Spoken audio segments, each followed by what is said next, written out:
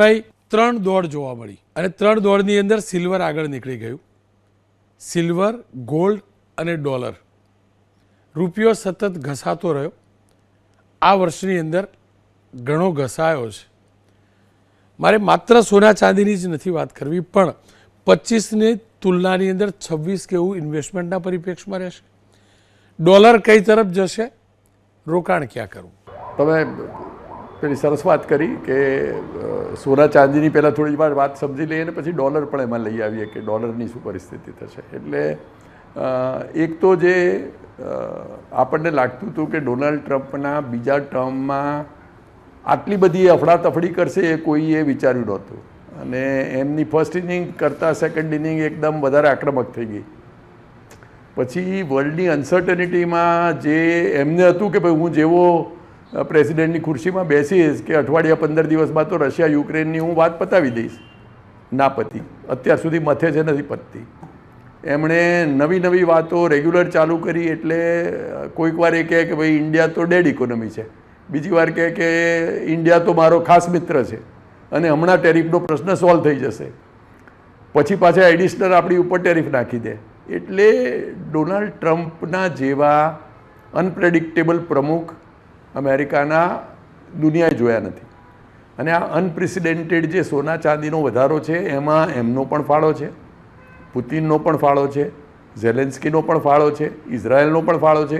એટલે અત્યારે જે વિશ્વમાં પરિસ્થિતિ 2025માં થઈ એ આપણે છેલ્લા થોડા વર્ષોમાં જોયું તો કદી આપણને જોવા એવી નથી મળી કે આટલા બધા રાષ્ટ્રના નેતાઓ આટલા બધા અનપ્રેડિક્ટેબલ હોય અને બધા વૈશ્વિક શાંતિ, વૈશ્વિક સુખાકારીની જગ્યાએ ખાલી પોતાની વિચાર કરે કે મારે અમેરિકા ફર્સ્ટ, બીજા બધાને જે થવું હોય થાય.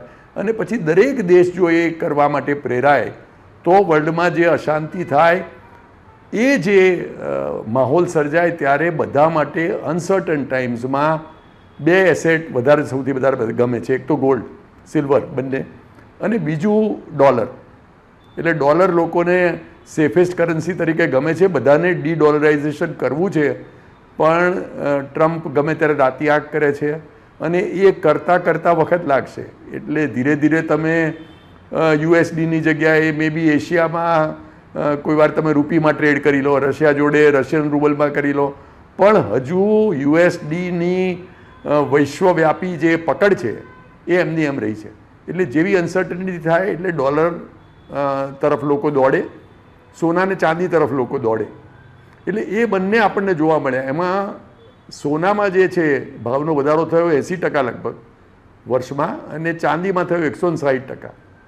કારણ કે ચાંદીનો, જેમ વોરેન બફેટ કહે છે કે સોનાનો કોઈ ઉપયોગ જ નથી, એટલે મને ખબર નહીં કેમ આટલા બધા ભાવ વધે છે. જ્યારે ચાંદીનો ઉપયોગ છે એટલે ચાંદીનો જેમ આ સોલર અને ક્લીન ટેકનોલોજી વધશે, સેમિકન્ડક્ટરની ઇન્ડસ્ટ્રી વધશે, એમ એ ઇન્ડસ્ટ્રીની જે સિલ્વરની ડિમાન્ડ છે હું ગણું છું કે 80% લગભગ આ અફડાતફડી.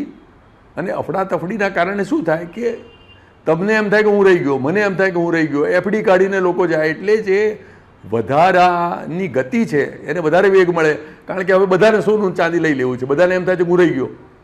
એટલે એ જે ઇન્વેસ્ટમેન્ટ માટેની, સ્પેક્યુલેશન માટેની, ભાવ વધશે એ માટેની જે ડિમાન્ડ છે એ લગભગ હું માનું છું કે સોનાની 80% થઈ અને ચાંદીની 80+80 ઇન્ડસ્ટ્રીની ડિમાન્ડના કારણે થઈ.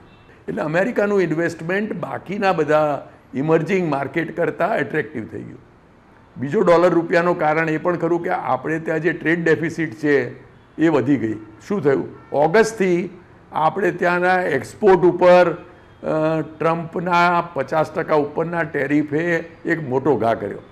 એટલે એક્સપોર્ટ આપણા સાવ જે આપણું અમેરિકા મોટામાં મોટું ટ્રેડ પાર્ટનર, અને એમાં જો 50% ડ્યુટી થઈ જાય તો આપણો એક્સપોર્ટ ઉદ્યોગ બધાને નાની મોટી અસર પડી. આપણે સુરતમાં ડાયમંડથી ઇન્ડસ્ટ્રીથી માંડી અને ફાર્મા ઇન્ડસ્ટ્રીને થોડી ઓછી, પણ બાકીની બધી ઇન્ડસ્ટ્રીને જે અસર પડી એના કારણે આપણું એક્સપોર્ટ ઘટ્યું અને ઇમ્પોર્ટ જે સામે છે આપણું એ લગભગ ઇનઇલાસ્ટિક છે. એટલે આપણે ત્યાં પેટ્રોલ, ડીઝલ ને ક્રૂડનો જે મેઇન ઇમ્પોર્ટ છે એ આપણે ઘટાડી શકીએ એવું નથી, કારણ કે આપણી ડોમેસ્ટિક જે છે એ કેપેસિટી ઓછી છે, આપણે ઇમ્પોર્ટ કરે જ છૂટકો છે.